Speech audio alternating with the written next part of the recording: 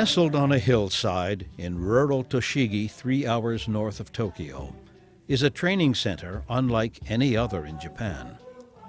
It is called the Asian Rural Institute. What makes ARI unique?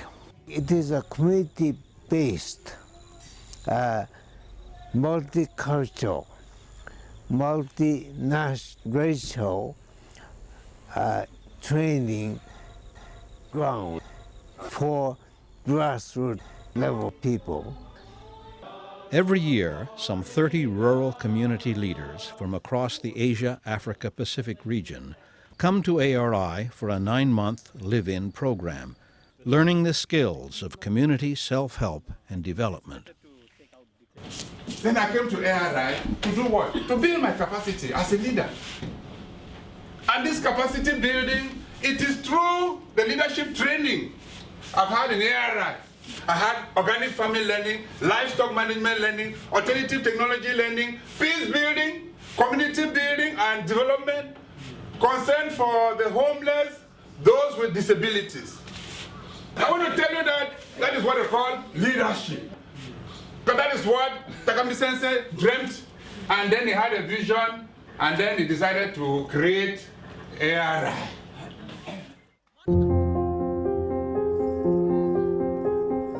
ARI's primary focus is those millions of impoverished rural people who have been and are being increasingly marginalized by the world's industrial global economy.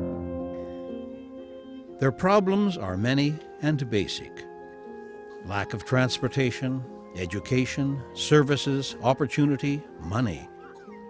Before I came to Japan, I responsible 6 churches. And most of our members' church is work in the plantation company.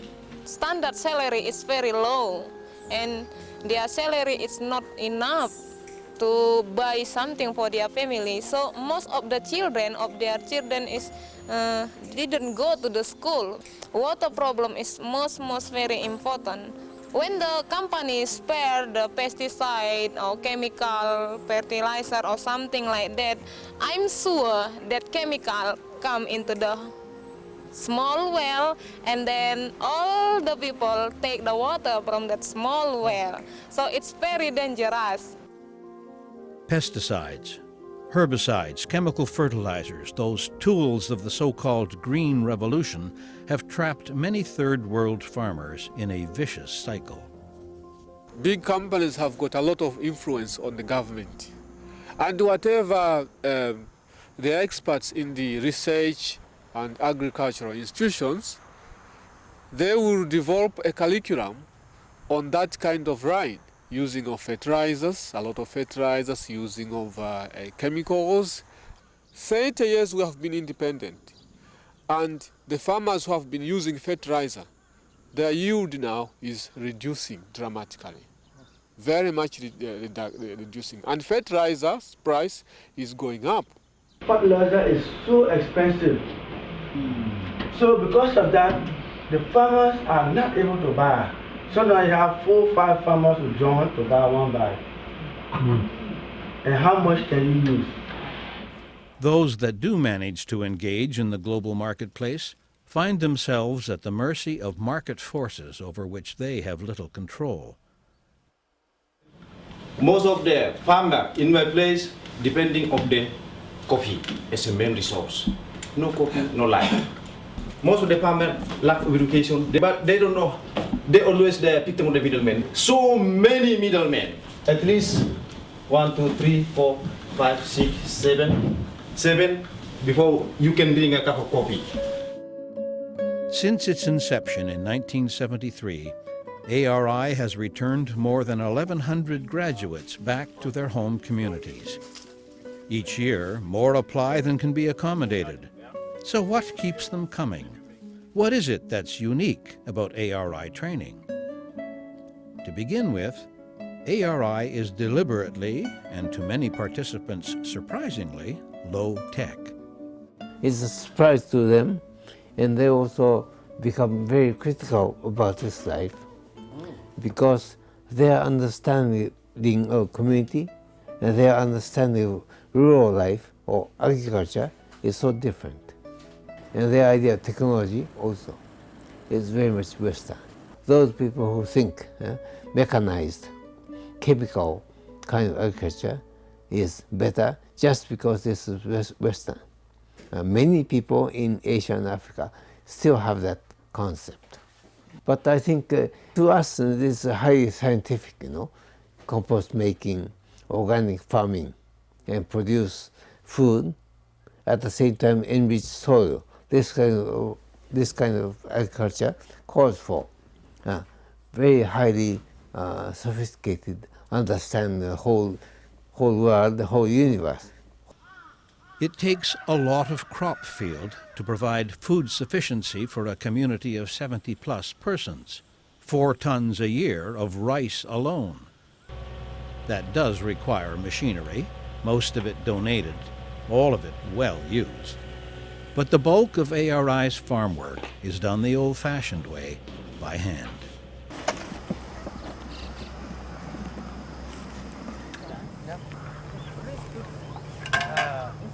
This can plow only this much, but in a small patch. This we do mostly by hand. We talk about self-sufficiency because it's one of the things that we hope to train people in so that they don't look to somebody else to solve their problems. And that's one main reason why we raise 90% of our own food, to prove that it's possible to do that kind of thing. This is the biggest concern in ARI. We are always thinking about your country's situation. Yeah, that's why our technique is always about the appropriate technology. If you do not use, or if you cannot find in your place, we want to avoid. That is the biggest reason for us not to use. At ARI, participants are able to experiment with production techniques that will best work in their home situations. I want to have a small research about this broiler farming. I want to try with available food in Sri Lanka for third world countries, because here I tried with 4 pens. I gave 4 kind of feed. I tried other pens with soybean. It's available in Sri Lanka, and some rice bran. Most of the people, they buy the commercial feed, so I can make feed myself cheaper way. Max Alvarez's project was to discover how biogas from animal waste might provide fuel for his Philippine villagers. There's an inlet here where we put the materials. That's manure, pig manure, chicken manure, cow dung. We also use here, and we just put them there and wait for it to decompose, and it could produce gas. It's so simple, and they can build it themselves, because I can even build it myself. Other participants discover how to turn used cooking oil into clean-burning biodiesel vehicle fuel.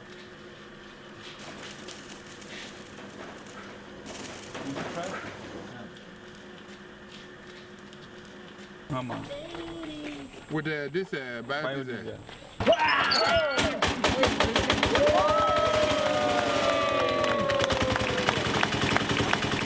Still others have experimented with traditional well drilling techniques to provide water for their home villages, or learned to generate electricity using windmills and old bicycle parts.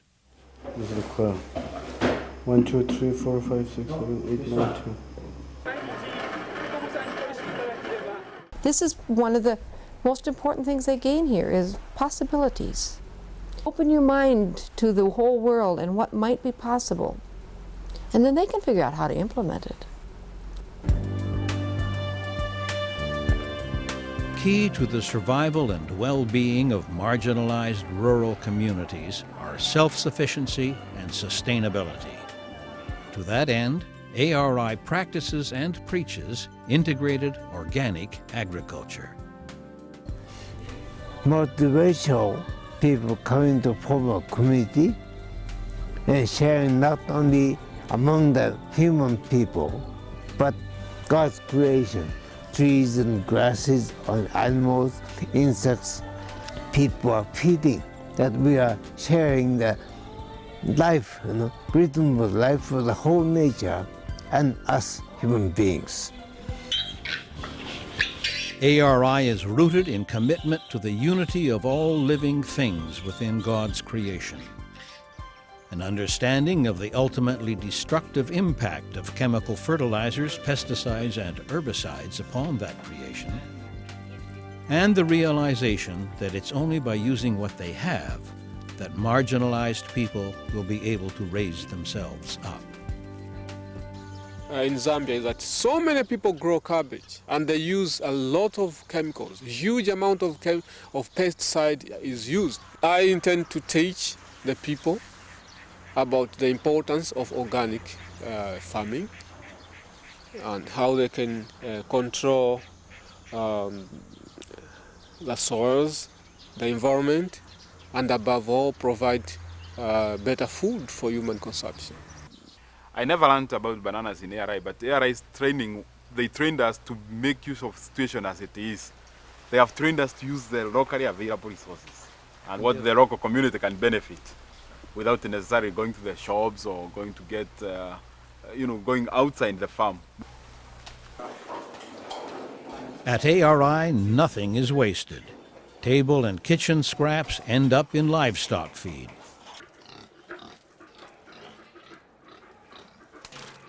Animal waste and field detritus become composted fertilizer. Ducks and fish control rice paddy weeds and insects. This fish is grass carp. We keep it in this paddy field, and they will eat the weed. So for the weed control, also this is another purpose. And also they will eat some insect in this paddy field. The young fish are transferred to the ARI fish pond to eventually themselves end up on the dinner table, where again, nothing is wasted.